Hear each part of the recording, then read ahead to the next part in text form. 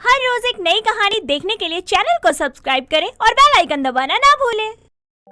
शनाया एक बहुत ही बिगड़ैल और जिद्दी लड़की थी। अमीर बाप की औलाद होने की वजह से पैसों का घमंड उसके सर चढ़कर बोलता था। अपने आगे वो किसी का भी लिहाज नहीं किया करती थी।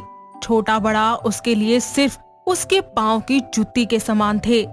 रोजाना पार्टीज में जाना और क्लब्स में घूमना उसके लिए आम बात थी। ऐसे ही एक दिन शनाया के लेट नाइट पार्टी से घर आने के बाद उसकी माँ नताशा उससे बोलती है, शनाया, ये कोई टाइम है घर आने का? रात के 2 बज रहे हैं। अच्छे घर की लड़कियाँ इतनी देर तक बाहर नहीं रहती। Oh please mom, stop this nonsense. I'm so tired now. Now you please stop your lecture, okay? मुझे सोना है, कल जाना भी है। बाय। इतना कहकर शनाया वहाँ से चली जाती है। शनाया की ये हरकत नताशा को बिल्कुल भी पसंद नहीं आती, जिसकी वजह से वो अगले दिन अपने पति राज से कहती है, राज, तुम्हारी बेटी कहाँ जाती है, क्या करती है, कुछ होश भी है तुमको? लेट नाइट पार्टीज करना और पैसे उड़ाना इसका शौक नहीं, आदत बन चुका है। कुछ खबर भी रखते हो? So what? पैसा कमा किसके लिए रहा हूँ? उसके लिए ही ना। तो वो नहीं उड़ाएगी तो कौन उड़ाएगा? और तुम ना कुछ ज्यादा ही सोचती हो। अरे ये उम्र है एंजॉय करने की। ऐसे ही समय गुजरता जाता है और समय के साथ शनाया की बदतमीजियां बढ़ने लगती हैं, जिसके चलते उसके पिता भी काफी चिंता में होते हैं और एक दिन उसे टोकते हुए कहते हैं, शनाया बेटी, सुनो जरा। यस डैड, जल्दी बोलिए, मुझे पार्टी के लिए लेट हो रहा है। तुम्हारा ये पार्टी और बेफिजूल का पैसा उड़ाना अब ज्यादा हो रहा है। और हाँ, तुम्हें कुछ काम सीखने चाहिए क्योंकि तुम्हारी शादी की उम्र हो रही है। शादी माय फुट, मुझे नहीं करनी कोई शादी वादी। एंड सेकंड थिंग डैड, आप पैसे कमाते ही किस लिए हैं? अरे आपकी इकलौती बेटी हूँ, आपके पैसे मैं नहीं उड़ाऊंगी तो कौन उड़ाएगा? और हाँ, मेरे पैसे उड़ाने को और मेरी जरूरतों को आप फिजूल खर्ची का नाम तो बिल्कुल मत दीजिए। लिसन डैड, मैं अपनी जिंदगी अपनी शर्तों पर जीती हूँ, तो प्लीज आप ये लेक्चर देना ना बंद कर दो। पहले तो सिर्फ मॉम देती थी, लेकिन अब आप भी। ओह गॉड। शनाया का ऐसा रवैया देखकर अब राज को भी चिंता होने लगी थी। ऐसे ही एक दिन उसे क्लब में एक अंकित नाम का लड़का मिलता है। अंकित दिखने में हैंडसम और स्मार्ट था, जिसको देखकर शनाया उसकी तरफ अट्रैक्ट होती है। दोनों ही क्लब में बातें करते हैं और कुछ ही टाइम में बहुत अच्छे दोस्त बन जाते हैं। अंकित दिखने में तो अच्छा था ही, पर मिडिल क्लास फैमिली से था। शनाया को इस बात का पता नहीं था। वो दोनों ऐसे ही एक दूसरे से मिलने लगते हैं और कुछ ही टाइम के बाद शनाया को अंकित से प्यार हो जाता है। शनाया और अंकित एक दिन रेस्टोरेंट में मिलते हैं, जिसके बाद शनाया अंकित से कहती है, अंकित, हम दोनों एक दूसरे से इतना प्यार करते हैं, तो हम दोनों शादी क्यों नहीं कर लेते? पर शनाया, मैं तुम्हारी तरह अमीर नहीं हूँ। जैसी लाइफ तुम जी रही हो वैसी मैं नहीं दे पाऊंगा तुम्हें। अरे अंकित, मैं तुमसे प्यार करती हूँ और मुझे पता है तुम मुझे हमेशा खुश रखोगे। इसी तरह समय बीतता जाता है। शनाया अपने ससुराल में किसी काम को हाथ तक नहीं लगाती थी। अंकित के जाने के बाद वो पूरा दिन बस मोबाइल चलाती रहती थी। लेकिन बीतते वक्त के साथ अब शनाया कोई काम नहीं किया करती थी। घर का सिर्फ पूरा दिन सिर्फ खाना और सोना, बस यही काम उसका होता रहता था। उसकी इन हरकतों को देखकर निर्मला को अब उस पर गुस्सा आने लगा था और आए दिन उन दोनों में बहस होती ही रहती थी। ऐसे ही एक दिन शनाया रसोई में आकर निर्मला से कहती है, माय डियर सासू माँ, क्या बना रहे हैं आप? हाँ हाँ, कोई काम तो करती नहीं पूरा दिन, बस आओ खाओ पड़ जाओ, शर्म तो आती नहीं। डियर सासू माँ, ताने मारने का कोई कोर्स करके आई है क्या? अगर किया है ना तब बड़ा ही मस्त है। अरे मुझे भी बता दीजिए, मैं भी कर लेती हूँ ये कोर्स, फिर मैं भी आपको ताने सुना दिया करूँगी। सारा दिन कुछ न कुछ कहती ही रहती हो। शनाया का ऐसा रवैया देखकर निर्मला बहुत गुस्सा होती है और अपने बेटे अंकित से कहती है, बेटा अंकित, इस लड़की को कोई काम तो आता नहीं, ऊपर से मुझसे जुबान लड़ाती रहती है। अरे कैसी बहू लेकर आया है तू?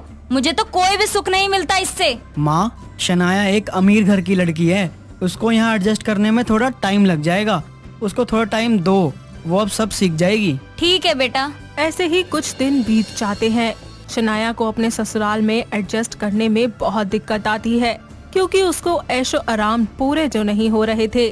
उसकी शॉपिंग पर जाना, हर हफ्ते नई नई ड्रेसेस लेना अब कुछ भी पॉसिबल नहीं था। ऐसे ही एक दिन फोन में देखते हुए वो अंकित से कहती है, अंकित जी, मुझे ये साड़ी पसंद आई है, ऑनलाइन मंगवा देंगे अब? हाँ हाँ क्यों नहीं, बताओ कितने की है? जी ज्यादा नहीं, 25,000। इतनी महंगी साड़ी? अरे नहीं नहीं, कोई सस्ती सी देख लो। रहने ही दो। इसी तरह कुछ दिनों के बाद शनाया एक नई फरमाइश लेकर अंकित के पास जाकर उससे कहती है, अंकित जी, गर्मी बहुत बढ़ गई है, मुझसे ये कूलर के नीचे रहा नहीं जाता, एसी लगवा दीजिए आप। शनाया, अभी हम एसी का खर्चा अफोर्ड नहीं कर सकते, कुछ समय बाद ले लेंगे ना पक्का? हाँ हाँ, थोड़े समय बाद तो आपकी लॉटरी लगने वाली है ना, हम मालामाल होने वाले हैं, फटीचर कहीं के। शनाया को जब अंकित से कोई मदद नहीं मिलती तो वो सोचती है कि क्यों ना कुछ चीजें अपने पापा से कहकर मंगवा ली जाएं। अंकित के सामने गिड़गिड़ाना भी नहीं पड़ेगा और उसको रहने में कोई दिक्कत भी नहीं होगी, जिसके बाद वो एसी, टीवी और बाकी कुछ और जरूरत का सामान मंगवा लेती है। और ये सब अपने घर में देखकर उसकी सास निर्मला बोलती है, ये सब क्या है? अरे बहू, ये सामान किसने दिया? माँ जी, मेरे पापा ने। मुझे बिना एसी के नींद नहीं आती, और बल्कि ये सारी जरूरत की ही चीजें हैं। अरे अब तेरी शादी हो चुकी है, जो तेरे पति के पास है ना, उसमें ही खुश रहना सीख। अरे अपने बाप से कब तक मांगती रहेगी? आपको दिक्कत क्या है मेरे पापा से? अरे मैं उनके पैसे उड़ा रही हूँ ना, आपका तो नहीं घर गिरवी रख के मैंने खरीद लिया, और वैसे भी आपको तो ना आदत ही है फट्टे में टांग अड़ाने की। शनाया का ऐसा बोलना निर्मला को बहुत दुख देता है।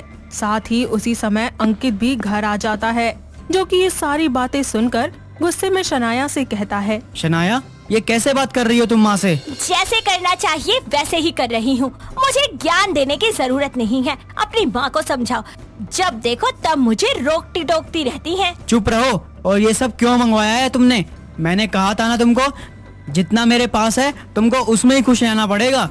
तब तो बड़े बड़े शब्दों में तुमने कहा था कि हाँ रह लूंगी, अब क्या हुआ? मैंने कहा था कम में खुश रह लूंगी, लेकिन ये नहीं कहा था कि बिल्कुल ही कम होना चाहिए। अरे एक नंबर के भिखारी ही निकले तुम तो। ऐसा ही है तो ठीक है, जाओ तुम अपने घर। तुम्हारे नखरों को पूरा करने के ना मेरी औकात नहीं है, और ना मुझसे झेले जाएंगे। अंकित से झगड़े के बाद शनाया अपने घर आ जाती है और अपने माता पिता को सारी बात बता देती है।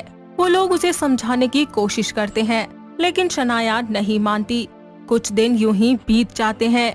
उसको अंकित की याद तो आती है, पर अपने ईगो के चलते वो अपने ससुराल नहीं जाती। वहीं दूसरी तरफ अंकित भी बहुत उदास रहने लगता है, लेकिन वो मजबूर होता है।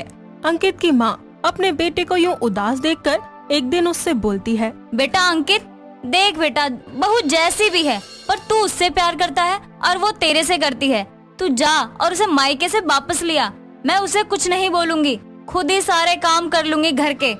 पर तू यूं उदास मत रहे बेटा। जब तक वो खुद नहीं आएगी मैं उसको नहीं बुलाऊंगा। इसी तरह दिन गुजरते जाते हैं। शनाया को अब धीरे धीरे अपनी बातों का पछतावा होने लगता है।